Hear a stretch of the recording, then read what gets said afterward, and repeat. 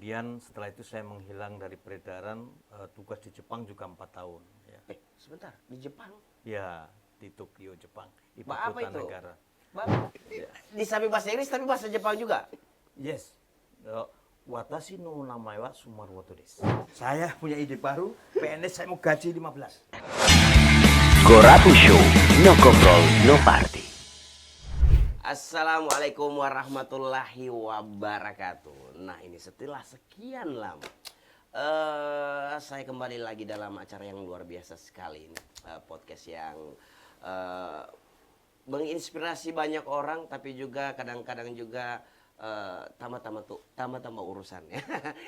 Kita kembali lagi di Gorapu Show. Tambah urusan ya. Baik, sebenarnya saya ini sudah lama cukup bagaimana ya, menghilang di dalam dunia perpodcastan. Tapi kebetulan karena kedatangan tamu dan sekarang ini kita kedatangan tamu dari jauh sekali. Tidak terlalu jauh juga sih, karena cuma berbatasan. Dan kita ucapkan selamat datang untuk Bapak Sumaruoto. Ya, assalamualaikum warahmatullahi wabarakatuh. Waalaikumsalam. Sehat, Pak? Alhamdulillah sehat. Dan sudah ada juga Pak Mawan. Assalamualaikum, Pak. Waalaikumsalam. Kalau biasanya bahasa lama gini ada sesuatu itu. Ada sesuatu itu. Ada perbincangan yang harus diselesaikan begitu. Sudah harus orang selesaikan. Wih, begitu. Nah, ini perjalanan ini bagaimana setelah sampai di sekarang ini kan kita ada di Sulteng ini. Iya. Berarti dari Gorontalo ke sini berapa jam, Pak? Kami kemarin itu 16 jam. Wih, Jauh sekali, 16 panjang jam. sekali. Perasaan kalau saya dari Gorontalo menuju Sulteng itu cuma sekitar 10 sampai 11 jam. Iya. Kok sampai 16 jam ini bagaimana ini? Kami banyak istirahat. Kemudian yang kedua, ketika melalui di jalur Santiki itu kan agak rusak. Oh, Hanya iya, agak iya. pelan itu. Ya. Pelan tapi pasti. Oh, pelan tadi pasti ya. Tergantung umur juga ini. Iya. Kalau masih darah muda. Tapi ini jiwa tetap harus. Jiwa tetap muda. Oke, gas. Oke, gas. Luar biasa. Nah, Pak Sumaruoto ini sebelum kita mau terlalu jauh dulu, kita perkenalkan dulu. Pak Sumaruoto ini adalah calon Bupati Bualemo. Ya, insya Allah ya. Insya Allah ya? Ya. Insya Allah Bupati Bualemo periode 2024 Amin. sampai 2029. Nah, luar biasa. Nah, ini sekarang lagi jadi pembahasan ini di Kabupaten Bualemo ini, Pak Sumaruoto. Jadi, kenapa sampai banyak diperbincangkan ini di Bualemo, Pak Sumaruoto ini? Saya kan dulu pernah lama di Bualemo juga. 4 tahun saya menjadi kepala dinas di Bualemo. Oh, kepala dinas. Ya. Oke. Kemudian setelah itu saya menghilang dari peredaran, tugas di Jepang juga 4 tahun. Ya. Sebentar, di Jepang? Ya, di Tokyo, Jepang, ibu Apa kota itu? negara. Apa itu, Pak? Saya bekerja kebetulan menjadi kepala sekolah internasional di sana. Wih, luar biasa, Pak. Kepala sekolah, orang-orang biasanya dari Indonesia itu mau berangkat ke luar negeri itu ya biasanya orang pernah dengar itu yang paling banyak itu magang ya, Kak ya. Ya. Paling banyak magang. Ini jadi kepala sekolah. Kepala sekolah. Jadi kepala sekolah. Itu ceritanya bagaimana itu, Pak? Ceritanya kepala sekolah luar negeri begitu, itu seleksinya dia diumumkan online. Kemudian dibuka oleh seluruh di Indonesia siapa kepala sekolah. Jadi di sini memang sudah kepala sekolah. Diberi peluang melalui Kemenlu, Kementerian Luar Negeri, dan Kementerian Pendidikan untuk mendaftar kemudian diseleksi ya, diseleksi pakai tes dan seterusnya. Pada zaman saya itu yang ikut seleksi sekitar 1.300-an. 1.300. Ya, yang diambil itu sekitar 14 orang jadi kepala sekolah internasional. Itu kepala sekolah itu sekolah Indonesia di luar negeri yang bekerja sama dengan pemerintah setempat. Itu hanya ada 14 sekolah dan saya kebetulan lolos di Jepang itu. Luar biasa. Biasanya yang Anda dengar ini Cuma pertukaran pemuda, Pak. Ya, Ini ada pertukaran kepala sekolah. Itu sangat tambah-tambah urusan sekali, tapi luar biasa. Sampai mengajar di sana berapa tahun itu, Pak? 4 tahun. 4 tahun ya? Ya, 2006 sampai 2010. Ya. 2006 Sampai 2010. 2010 berarti ada 4 angkatan Ya, yang pernah jadi saya tanda tangan. tanda tangan ya. Luar biasa kepala sekolah.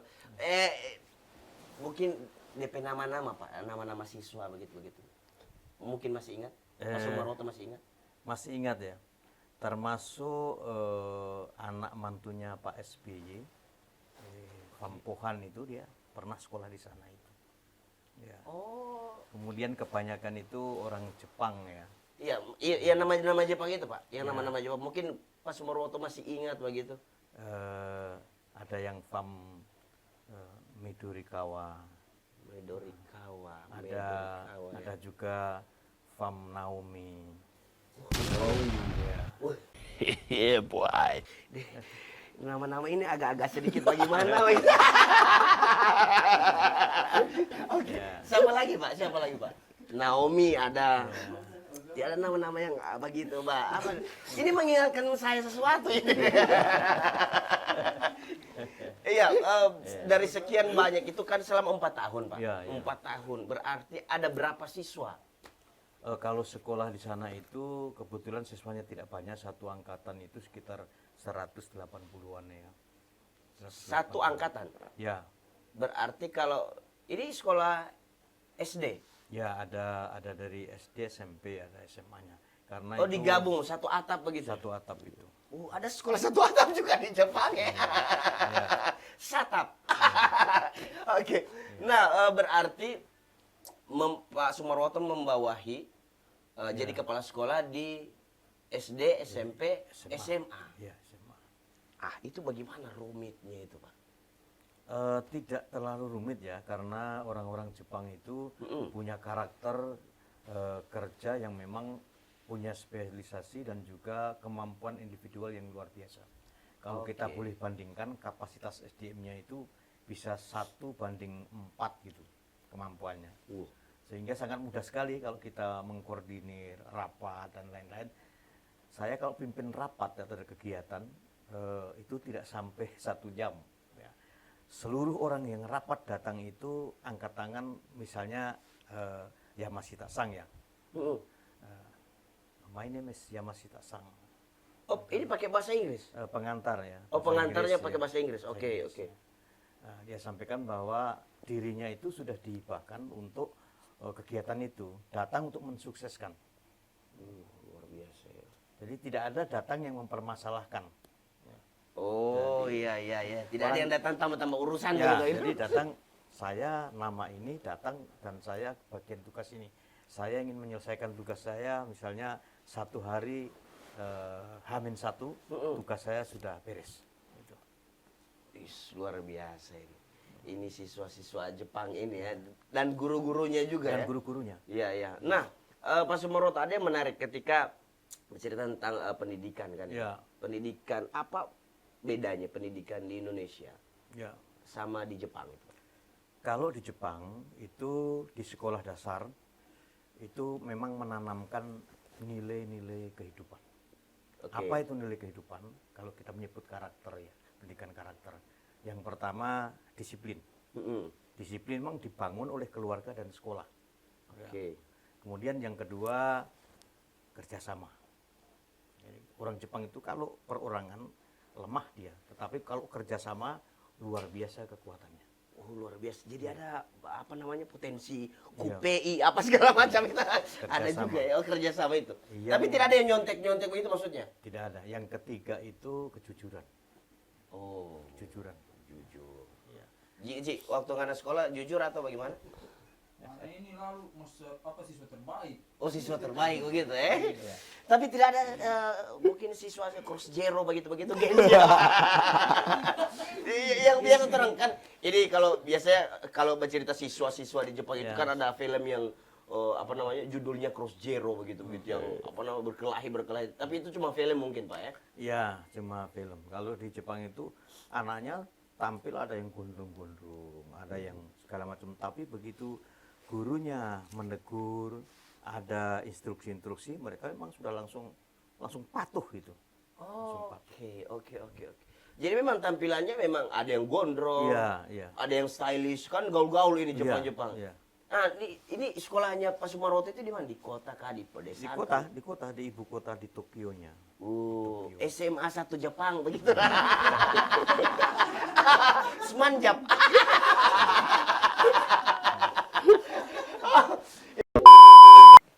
Nah, di Jepang ini kan tentulah berbahasa apa di sana? Internasional ya, bahasa Inggris pengantar. Oh, pengantarnya bahasa Inggris. Oh, berarti pengalaman bahasa Inggris, pengetahuan tentang bahasa Inggris. Berarti di sana interaksi itu bahasa Inggris apa itu? In English. Komunikasi. In English. Bagaimana? If I'm communication with my student or teachers, in English. Oh yes. You know, in my school there are one person from England, Teresa Hiro, her name. Oh yes. Then Bagi jawab.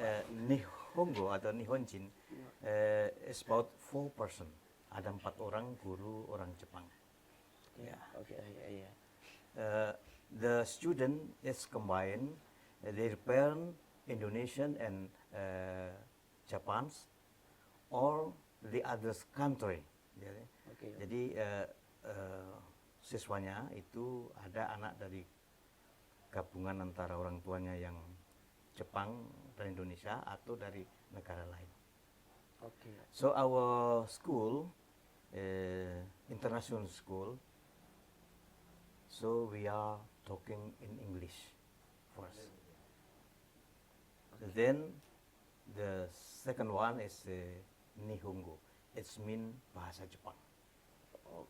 Oke, no problem. It's just no what, maksudnya very kapal feri maksudnya. You speak English very well. Coba lanjut. Apa mana? Di samping bahasa Inggris tapi bahasa Jepang juga. Yes. Watashi no namae wa Sumarwoto desu. Oke, Naruto. Oke. Ohayo gozaimasu. It mean selamat pagi. Ohayo gozaimasu. Ohayo gozaimasu. Ya. Selamat malam, konbanwa. Konbanwa. Oke. Selamat. Jadi kalau memperkenalkan diri, Hajime mas, watashi no namae wa Sumarwoto desu. Jadi permisi, nama saya Sumarwoto. Oke. Sasuke! Oke. Ya. Luar biasa ini. Tepuk tangan untuk Pak Sumarwoto. Nah, berarti Pak Sumarwoto ini memang basicnya sebagai akademisi ya. Ya. Akademisi ini kepala sekolah STM kota. Ya. Nah, terus jadi SMA 2 kota. Wih, saya alumni, Pak. SMA 2 tahun berapa? Saya 2000, nanti saya ingat-ingat lagi banyak 2000 berapa. Oke, ini kepala sekolah di Jepang. Oh, berarti dari STM dulu. Ya. Setelah di STM itu berapa tahun? Kalau saya kepala sekolah itu 6 tahun di sana, tapi Di STM? guru di sana cukup lama. Dari 83 Oke. sampai 96 itu guru. Kemudian 96 sampai 2001 kepala sekolah. Oke, selanjutnya SMA 2 kota. SMA 2 cuma 3 tahun. Oh, 3 tahun. Oke, selanjutnya di Jepang 4 tahun ya. Ya, ke Bualemo dulu. Oh, ke Bualemo dulu. Dari SMA 2 kota itu saya ke Bualemo jadi kepala dinas. Ya. Sampai 2006. Luar biasa. Jadi sudah jadi kepala sekolah, jadi kepala dinas, dan langsung jadi guru di Jepang. Luar biasa sekali.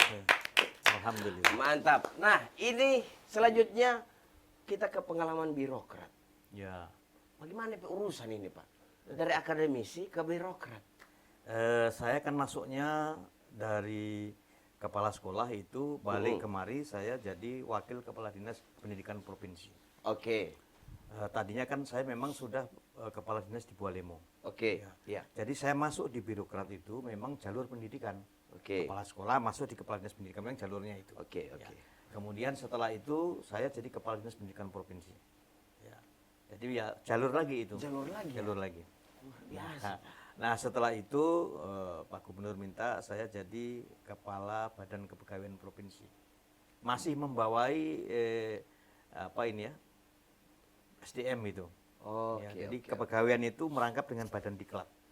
Nah, jadi saya ditanya, Kaban, kau kan dari pendidikan, ya, bisa pegang BKD sekaligus Diklat, itu tidak jauh beda itu juga. Iya, iya. Dan kalau perintah pimpinan siap. Iya. Pokoknya apa atasan perintahkan harus. Iya, siap. Karena itu kan itu sesuatu yang tidak bisa kita hindari ketika kalau ada perintah dari atasan itu tidak ada hal yang bisa. Tapi ada juga karakter orang yang Ya. bisa ngeles kan, Pak? Ya. Ya, tapi ada orang yang siap patuh. Wah, luar biasa. Jadi kalau melihat sosok Pak Suwarwoto ini orangnya memang luar biasa, patuh terhadap segala macam apa yang diperintahkan oleh atasan. Wih. Patuh ke aturan, Ya. patuh juga ke pimpinan. Wih, Karena kalau melawan pimpinan kan kita ini pembantu pimpinan. Ya. iya. Sepanjang masih dalam koridor-koridor aturan. Wih, mantap, luar biasa ini. Nah, ini Pak, dari akademisi, Ya. jadi birokrat, sekarang mau masuk mencalonkan jadi bupati, pilkada, ikut pilkada ini. Ya. Ini bagaimana lagi dia punya proses apa segala macam begitu-begitu. Ya, baik. Di pilkada itu kan ada tahapan-tahapan dan juga yang di manage itu skopnya saja yang beda. Kalau jadi kepala sekolah memanage, yang di manage itu ada material, money. Sama tapi skopnya kepala sekolah. Pokoknya saya iya Ya. saja. Yang penting pokoknya iya saja. Di dinas Ya. memanage itu juga, tapi skopnya lebih besar lagi. Sekabupaten, kalau provinsi seprovinsi. Nah, kalau di pilkada jadi bupati, yang di manage itu tetapi skopnya lebih besar dan lebih kompleks. Nah, saya selaku birokrat yang ya jadi guru, kepala sekolah, Dinas Pendidikan, kepala BKD, terakhir saya jadi kepala BPBD yang menangani waktu ada COVID. Pernah kan kena Iya, COVID iya, ya? iya. Menangani. Kena zamannya, bukan kena terpapar COVID, bukan Pak. Belum pernah kena COVID-nya langsung. Belum pernah. Cuma zamannya saya pernah melalui begitu. Oh iya. Saya kira pernah kena itu. Iya, kalau pernah kena mungkin saya tidak di sini. Tapi ada yang kena tapi enggak. Iya, biasa-biasa saja. Biasa-biasa. Mungkin imunnya sudah lebih kuat. Iya. Sehingga dengan pengalaman itu pernah juga di luar negeri saya mengamati bagaimana pemerintahan di sana. Oke. Pemerintahan di sana itu betul-betul melayani rakyat, melayani masyarakat. Ada satu kejadian yang saya amati, kalau jam 11 malam itu mulai ada suara toki-toki bahasa India, tung tung tung tung. Saya tanya itu, apa itu? Wah, itu memperbaiki jalan, Pak. Jalan yang di mana? Yang di depan itu yang masuk. Loh kan belum rusak. Ya di sini begitu.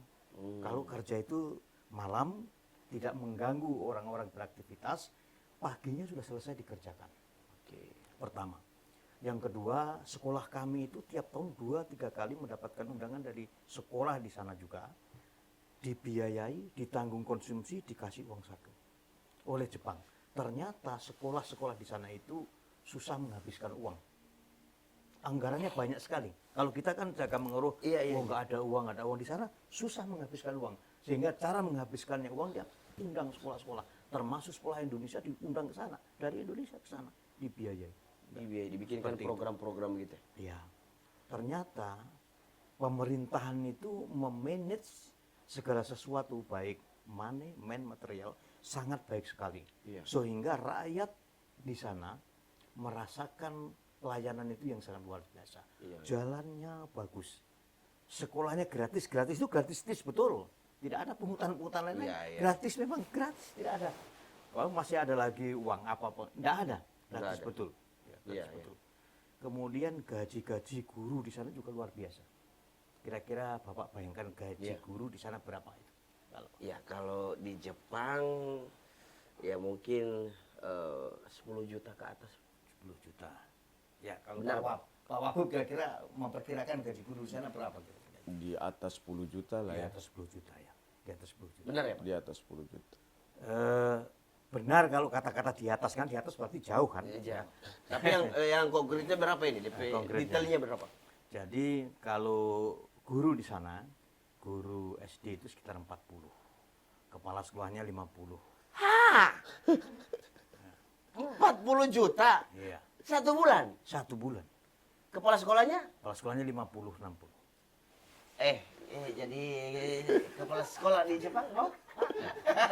50 juta bos. Ini saksi. Kalau saya lain lagi. Iya. Karena saya itu digaji dengan gaji dolar. Oh, berarti Dolar. digaji dolar. Dolar ya. Itu di kisaran angka begitu juga? 2 kali lipatnya. 2 kali lipat. 100 Pak. 100 juta Pak. Iya. Belum termasuk tunjangan lauk pauk. Apa gitu. Ada maksudnya itu tidak? Ada tunjangan begitu, BBM apa, pulsa apa. Ada tunjangan-tunjangan begitu Pak? Ada. Jadi termasuk tunjangan kesehatan. Jadi orang yang bekerja di Jepang itu ada tunjangan kesehatan itu kalau 1 bulannya saya rupiahkan itu maksimal 10 juta. Jadi kita boleh sakit gigi, boleh sakit panas, boleh sakit ditanggung tapi tidak lewat 10 juta per orang. Jadi kalau saya anak saya 3, hanya untuk tunjangan kesehatan. iya, Belum yang lainnya. belum yang lainnya. Jadi kepala sekolah baru tiap hari ngana sakit begitu. Tiap hari masaki. Pokoknya mau sakit gigi, besok sakit puru, besok sakit kepala tiap hari. Kan bisa, sah-sah saja, Pak. Iya. Yang penting jangan lewat dari 10 juta. Iya. Oh, ada anggaran sakit begitu. Iya, tunjangan kesehatan. Iya. Oh, tunjangan kesehatan. Yang lainnya tunjangan apa lagi? Tunjangan sekolah untuk anak. Anak juga begitu. Anak boleh sekolah di mana saja. Anak saya ini. Oke, Dengan batas SPP-nya maksimum 10 juta per bulan. 10 juta per bulan. Per anak. Per anak. Kalau misalnya anaknya ada 3, 3 ya ditanggung asal SPP-nya tidak lewat per anak itu 10 juta. berarti misalnya Anak anaknya saya 3 kan. 3. Ditanggung Taruhlah 10 3. juta, berarti jadi 30 juta. 30 juta per bulan. Oke. Apa lagi Pak selain itu? Tunjangan apa lagi? Rumah, sewa rumah. Sewa rumah? Sewa rumah kalau saya itu maksimal 40 juta 1 bulan. Tunjangan 80 juta 1 bulan. 1 bulan. Di sana di Gorontalo Pak 40 juta, ada yang 2 tahun. Ada yang 2 tahun. Iya. Baik. Tapi memang harga rumah di sana mahal. Jadi sama dengan studio ini. Ini kalau sewa 1 bulan 7 juta setengah ini. Sebulan ya? Sebulan 7 juta setengah ini. Tapi udah lengkap sama peralatannya. Ya, apa ada. semua. Oke. Nah, ini begitu banyak sekali ini pengalaman Ya. di dalam negeri maupun di luar negeri. Nah, ini sekarang Pak Sumarwoto memilih jalan untuk ikuti ajang Ya. pilkada. Apa mungkin masih ada yang belum dirasa masih belum dicapai selama hidup atau bagaimana ini Pak? Saya melihat waktu saya kerja di Bualemo lalu masyarakatnya mohon maaf memang Kabupaten Bualemo termasuk daerah yang angka kemiskinannya tinggi. Kemudian juga waktu itu pendidikannya saya masuk itu SMA baru 2, SMK tidak ada, SMP baru 10. Itu tahun 2003, 2006. Ya. Kemudian infrastruktur juga demikian tertinggal. Maka dengan pengalaman saya tadi, dengan melihat apa yang ada di luar negeri dan di daerah-daerah maju, kemajuan satu daerah itu ditentukan oleh SDM-nya. Termasuk SDM yang menjadi pemimpin di satu lingkup organisasi. Kalau di pemerintah daerah berarti bupatinya gitu. Ya, kalau bupatinya bagus, baik itu cara berpikirnya, kemudian tentu hatinya juga baik, berniat untuk membangun, kemudian didukung dengan aparat-aparat yang memang sudah diatur jadi baik, maka bukan hal yang mustahil untuk memajukan daerah itu bisa cepat. Luar biasa. Nanti ini Pak Sumarwoto ini, so ini, so yang begini. Nah ini saya ke sebelah dulu. Ini sampai memilih Tapi Pak Sumaroto yang saya mau tanyain, Ya, memilih ini Bung Mawan ini, bagaimana ceritanya sampai jadi baku klop begitu? ya. Adinda Mawan ini Ya. adalah sosok pemuda yang juga punya pengalaman baik itu di daerah sampai di pusat. Pusat nasional. Oh, ya. Ya. Kemudian beliau adalah sosok anak muda yang memang saya sudah berinteraksi punya pemikiran yang sangat baik. Saya juga birokrat yang senior yang punya pengalaman juga. Nah, antara orang muda dan orang tua ini kalau dipadukan, maka baik dari sisi pemikiran, kemudian pengalaman akan jadi bagus gitu. Iya. Akan jadi bagus. Apa yang kurang dari saya bisa dilengkapi oleh anak muda. Anak muda minim pengalaman bisa saya lengkapi dengan pengalaman dan pengetahuan saya. Luar biasa, mantap sekali ya. Perpaduan antara muda dan Iya. saya juga tidak juga mau bilang tua juga Iya. Pak, artinya Senior. ya senior. Ya, senior. Kalau tua juga kan dia bahasa agak Iya. lain gitu kan. Oke. Bung Mawan, ini Ya. bagaimana sampai dia punya cerita? Ceritain baku dapa dan Iya, Pak baku Sumaroto. dapa dulu. Jadi begini Kak Isal, Bualemo itu saya pernah baca postingan ketua DPD saya di saat mempublish pasangan Pak Sumarwoto dan Mawan Sebentar, ini. dicumu dulu ketua DPD ini siapa? Bung El Nino Mohi. Masuk. Bung El Nino Mohi. Iya. Jadi begini Kak Isal, Oke. di postingannya Pak Ketua itu, dan itu terus terangnya itu paling jujur ya, soal Bualemo dan apa adanya. Oke. Di Bualemo itu daerah yang termiskin di Gorontalo, ini harus orang Bualemo tahu ini, supaya kita orang tidak ada sandiwara. Iya. Jadi di Gorontalo itu provinsi termiskin. Termiskin ketiga, Boli Bualemo. Bualemo yang paling terakhir sih. Coba bayang. Oke. Tapi polemik politik di sana itu bikin sakit kepala. Maksudnya bagaimana bikin saya kapan? Nah, disitulah proses perjumpaan saya dengan Pak Sumarwoto. Bukan tidak mau sakit kepala di politik, tapi kita orang menghindari itu. Oke. Kenapa harus kita orang hindari? Banyak. Tokoh-tokoh di Kabupaten Bualemo itu banyak. Yang berpengalaman banyak. Oke. Tukang-tukang bongkar juga banyak. Iya. Iya kan? Iya. Tapi satu, untuk mencari pemimpin, calon pemimpin, tandemnya untuk jadi calon bupati ini, yang bekerja dengan ketulusan itu nyaris tidak ada di Bualemo.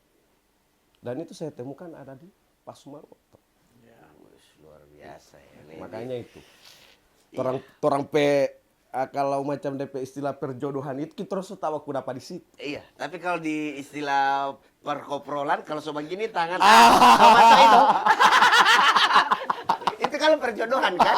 Tapi kalau di perkoprolan kan sobat gini tangan so mulai. Iya, so mulai. Nah, selain itu, selain tentang masalah-masalah yang di Bualemo, Ya. di sisi lain apa yang dilihat sama Pak Sumarwoto ini? Nah, selanjutnya adalah soal Pak Sumarwoto. Saya ini torang baku dapat bagus di hari Jumat.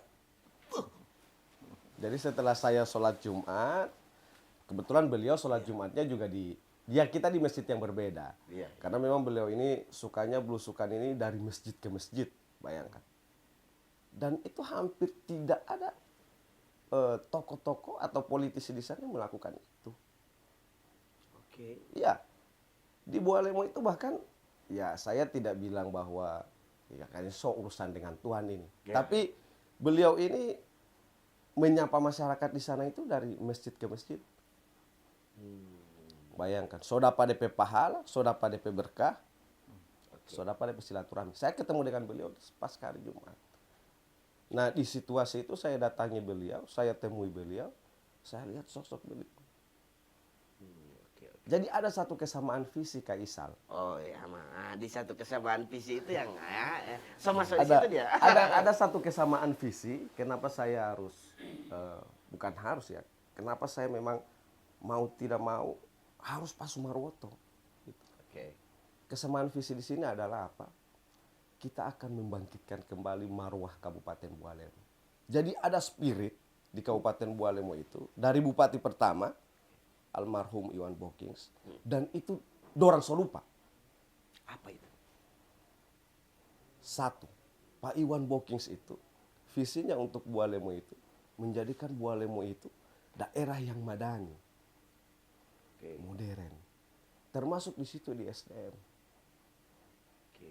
Di zaman Pak Iwan itu, ya mungkin ya saya generasinya Pak Iwan yang tumbuh besar di saat Pak Iwan menjadi Bupati Kabupaten Bualemo, dan mungkin saat itu juga Pak Sumarwoto adalah kepala dinas saya.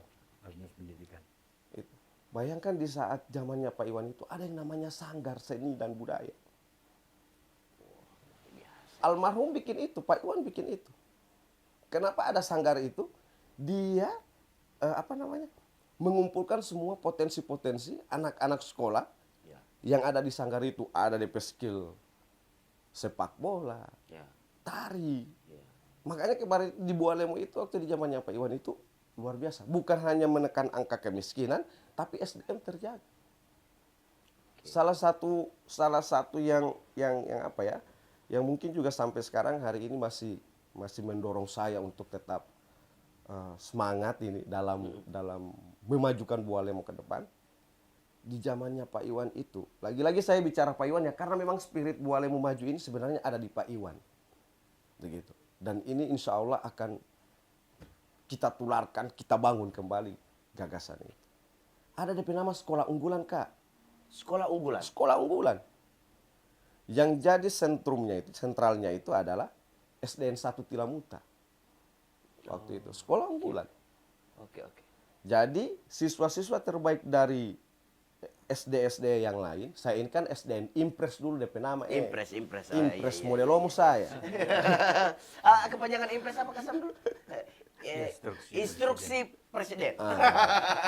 SDN Impres. Jadi siswa terbaik di SD itu dia tarik ke SDN 1.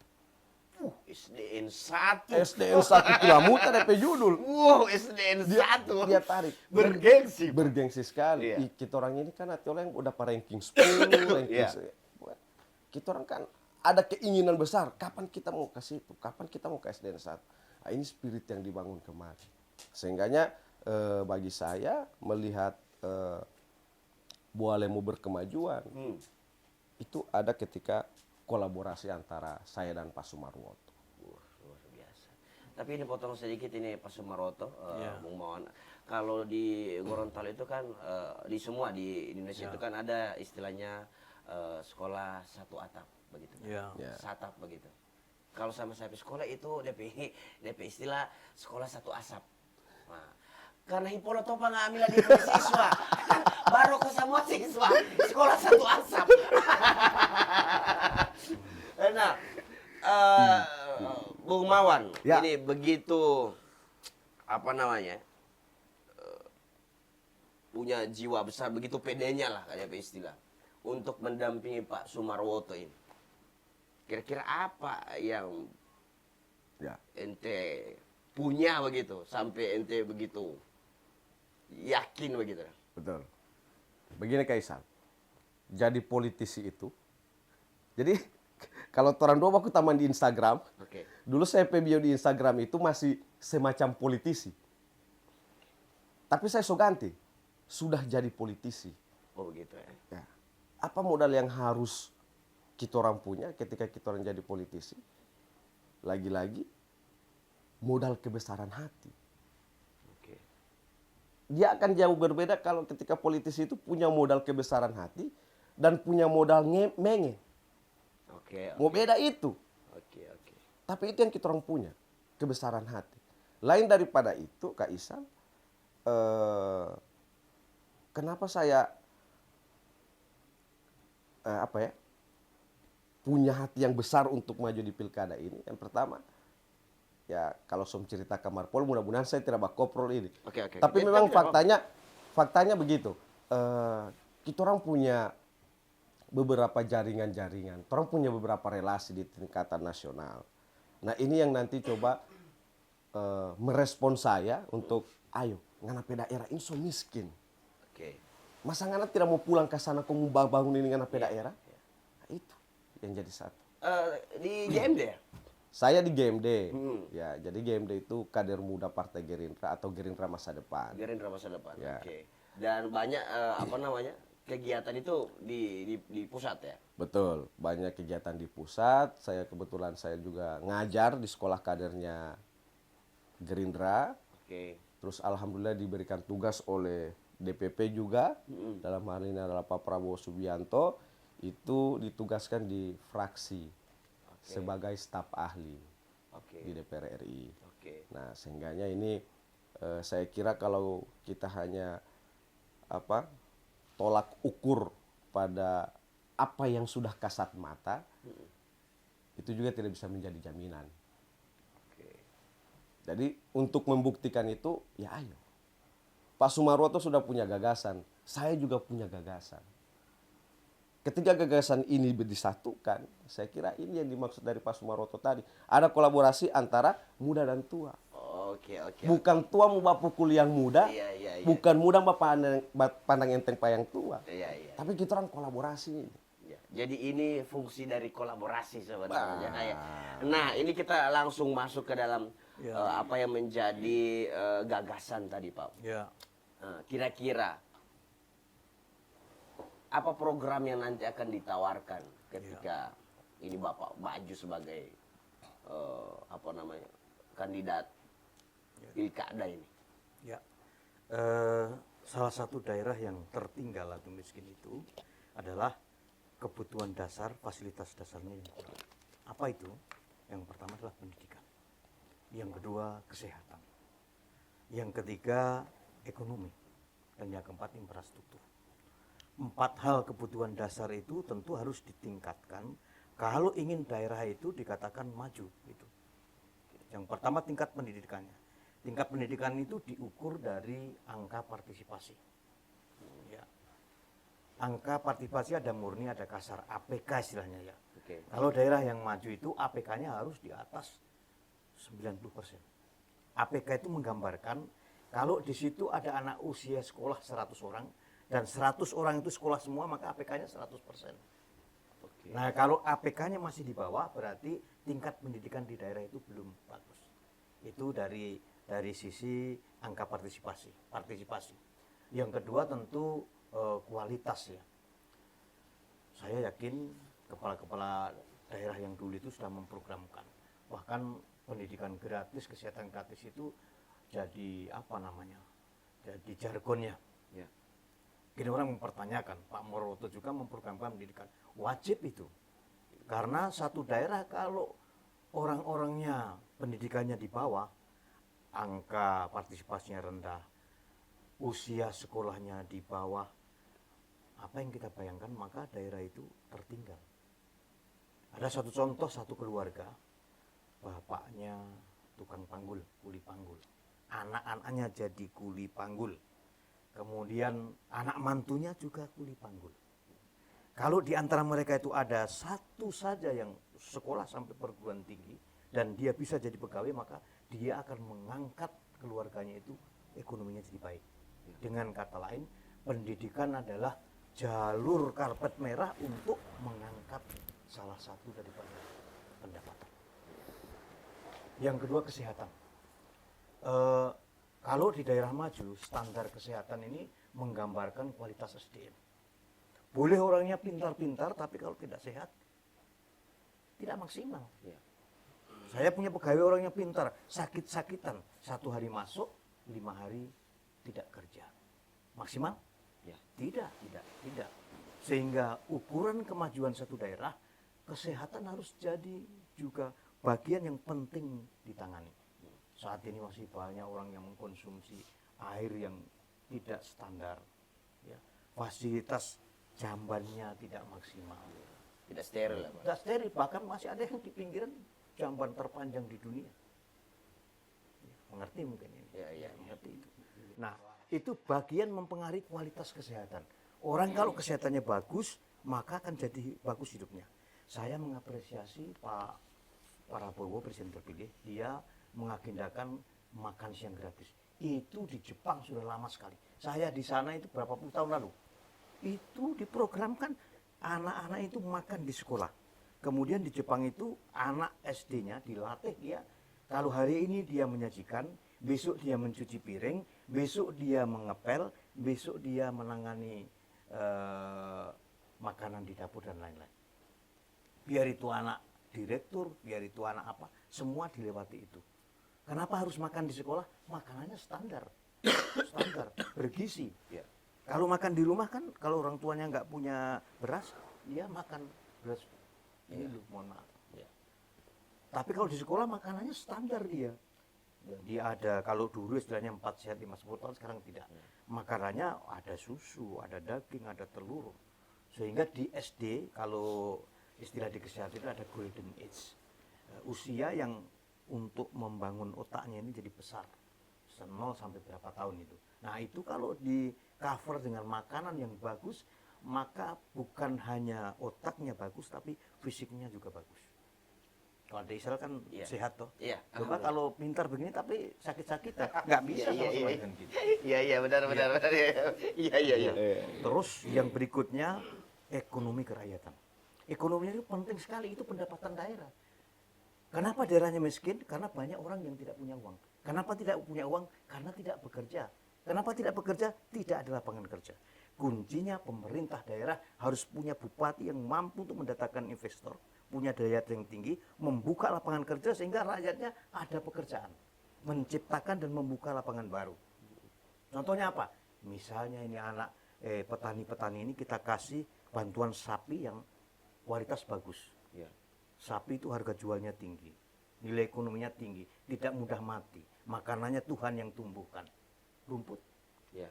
Beda kalau pelihara ayam, Iya. ayamnya pabrik yang bikin Iya. makanannya. Kalau ini Tuhan yang bikin, yang tumbuhkan. Harga jualnya tinggi. Ya. Maka akan satu keluarga itu dia begitu lahir anak sapi itu sudah dia laku 3-4 juta itu. Apalagi kalau bibit sapinya bibit yang bagus, misalnya Brahman, Limousin. Iya. Kalau yang top sekarang sapi Bali. Tidak ada sapi lehoron begitu ya? Tidak. Cuman kadang-kadang di tingkat pengadaan ini yang kadang-kadang sudah diprogramkan, apa dulu belum diprogramkan, sudah diprogramkan. Titik lemahnya di apa? Rekan yang mengadakan ya pilih bibit yang tidak bagus, tidak cocok untuk buah lemo, Iya. sapi tidak tumbuh, mati. Iya. Dia harus diambilkan yang dikawal betulin. Iya. Nah, kuncinya apa? Lapangan kerja dan pekerjaan. Jadi bupati bertanggung jawab betul ini untuk menciptakan lapangan kerja supaya masyarakatnya ada pekerjaan, ada pendapatan. Iya. Yang terakhir infrastruktur. Infrastruktur. Infrastruktur ini penting sekali, terutama yang di sentra-sentra petani. Ya. Ada yang di Pangea, ada yang di Saritani. Saya sudah ke sana. Mereka cerita, Pak, hasil bumi kami ini susah sekali dijual. Dan kami boleh bilang kalau dihitung-hitung, harga jual kami tidak menutupi ongkos kami operasional. Operasional. Kenapa? Karena Pak ini jalan-jalan yang Akses masuk jalan. ke akses jalan ini susah. Sehingga aspirasi kami kalau boleh jalan-jalan ke sentra pulsi ini menjadi program utama. Saya bilang kalau saya diberi amanah program 100 hari saya harus 100 hari, saya juga akan menyelesaikan titik-titik lemah. Saya melihat ada jembatan yang sudah 3 tahun lalu saya lewat itu sudah begitu. Sampai sekarang masih begitu. Ada satu orang yang ngasih papan, kalau nanti ada auto lewat, taruh papan itu. Baru kita lewat. Nyebrang. Ya, nah, kopek-kopek lagi itu. Iya. Bahkan saya punya pengalaman Pak ke apa tuh yang masih mau lewat sungai itu. Sungai ya, masuk. Di apa itu Bung Wawan yang ke atas itu Kasam. Saritani. Iya Saritani ke atas tempat ngantar paket itu. Di Amin Saritani di atas. Saritani itu. Moli Moli Ulo. Ulo. Wah, Moli Ulo. Moli Ulo. Ya bisa jadi 1,5 jam itu Ya. naik perahu. Iya. Ya melewati sungai itu. Lawan arus lagi Pak. Iya. Iya. Jadi infrastruktur penting sekali. Tentu ada pertanyaan, Pak, kalau hanya waktunya sedikit apa bisa? Kita buat skala prioritas. Mana yang ditangani dulu? Oke. Mana yang ditangani dulu? Yang kira-kira berdampak dan itu masyarakat sangat membutuhkan, itu ditangani. Ditangani dulu. Nah, mungkin ada pertanyaan. Itu kalau petani-petani, Pak, Bapak kasih pendapatan bagaimana dengan PNS? PNS saya punya program gaji 15. Kan ada gaji 13, 14 toh. Oh, gaji 15. Saya punya ide baru, PNS saya mau gaji 15. Iya, Saya kasih. Karena apa? PNS ini, Iya. ya, pegawai-pegawai ini, mereka yang pegang anggaran, mereka yang merencanakan anggaran, mereka yang melaksanakan anggaran, dan mereka yang mengawasi. Kalau pendapatannya rendah, dia ambil ini. Dia ambil. Ya. Dia butuh uang, kemudian ada uang yang dia pegang, dia yang rencanakan, oh mana untuk kita, mana untuk kita. Nah, sehingga mereka harus dikasih tunjangan. Kalau saya jadi nanti saya mau kasih gaji ke-15 itu. Gaji 15. Kasih. Luar biasa gaji 15 untuk PNS. Iya. Oke, mungkin ada tambahan dari Bung Mawan.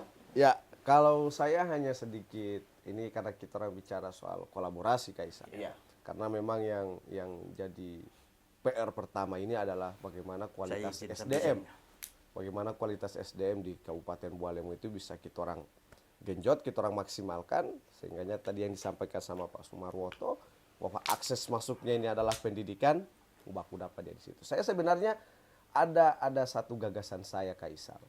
Jadi sebenarnya gagasan ini juga lahir dari diskusi di warung kopi dengan rekan-rekan, yang kemudian taman-taman ini dorang semua ada aktivitas di Jakarta. Jadi ada yang namanya bentor terintegrasi. Bentor terintegrasi. Ya, bentor terintegrasi. Kita orang mau bikin apa kira-kira itu bentor? Maksudnya bentor terintegrasi Iya. begitu. Kalau di dalam bayangan Ana itu bentor terintegrasi langsung kasam supana pe otak gitu. Bentor Pak terintegrasi. tidak bingung ini. Iya, bagaimana? Jadi bentor terintegrasi itu begini. Sekarang di Bualemo, abang-abang bentor itu setengah mati minta ampun. Ya. Cari setoran satu hari 25.000, 30.000 setengah mati. Oke. Pernah aku pukul Pak abang-abang bentor. Gara-gara setoran. Bukan gara-gara setoran. Ya, gara-gara setoran. Penumpang. Baku rampas penumpang. Pak kurang Bakalai. Bayangkan. Nah, sehingganya bentor ini harus kita mau integrasikan. Apa nanti? Bagaimana DP model? Abang-abang bentor nanti kita orang anggarkan dari APBD untuk dorang uang bulanan, gaji bulanan. Jadi orang mau gaji abang bentor. Di luar dari pendapatannya dong. Di luar dari orang punya pendapatan. Oh, DP aturan bagaimana itu?